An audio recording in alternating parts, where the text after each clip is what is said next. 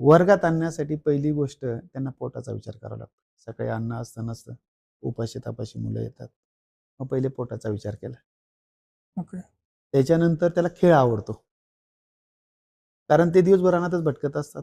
त्यांना कुठलं काही माहीत नसतं.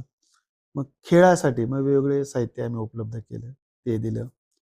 नंतर स्वच्छता म्हणजे केस कमी करणं असेल, दात घासणं असेल, अंघोळ करणं असेल, कपड्यांची स्वच्छता, हे पालकांना त्यांना समजून समजून सांगून ह्या हळूहळू बदल केला. त्याच्यानंतर मग शिक्षण असतं. म्हणजे चौथी स्टेप पहिले वर्गात आणणं, त्याचा पोटाचा विचार करणं, त्याच्यानंतर स्वच्छतेच्या विषयी आरोग्याविषयी विचार करणं, नंतर मग शिक्षण.